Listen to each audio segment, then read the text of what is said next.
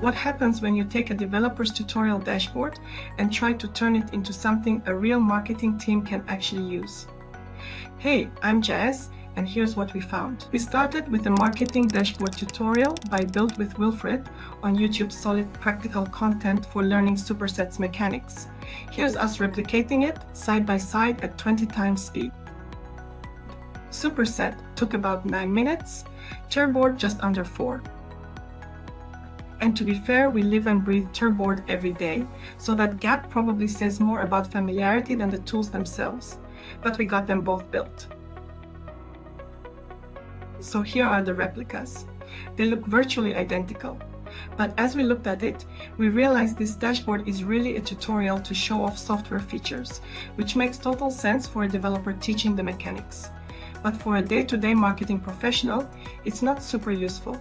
It's a collection of charts without a clear flow or actionable KPIs. So we asked ourselves, how would we rebuild this dataset to actually serve a marketing team? We redesigned a marketing showcase in TURBOARD. We shifted the focus entirely to actionable insights, clear quality and efficiency trends, self-service cost analysis, and real platform comparisons.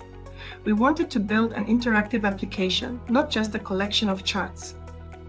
But when we tried to build this upgraded version back in Superset, we hit a few roadblocks. We found 5 specific walls where the functionality was simply too rigid for our design.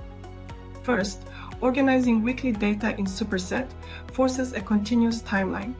This clutters the axis, physically separates columns that should be grouped, and locks tooltips into showing single, arbitrary dates. In contrast, TURBOARD creates clean, discrete buckets that perfectly cluster your columns. Plus, you have total control over data labels. You can transform standard tooltips as sleek, custom tables and use the underlying data to power an interactive overlay that appears right where you hover. Second, in Superset, end users are locked into static views. They couldn't add their own measures or dimensions on the fly. Every single adjustment required a developer. In TURBOARD, pivot tables are true ad hoc report builders. Users can instantly layer dynamic measures, distribute dimensions across rows and columns, and even switch date aggregations on the fly.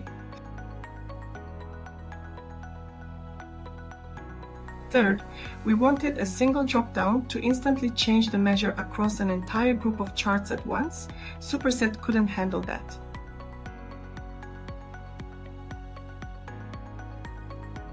Fourth, we also wanted richer micro-interactions, like showing a dynamic image when you click a chart segment, or popping up a second dashlet when you hover over a data point. None of that was possible in Superset.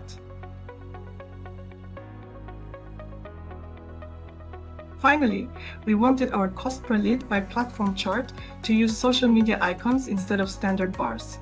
To get this look in Superset, we had to use a static pivot table.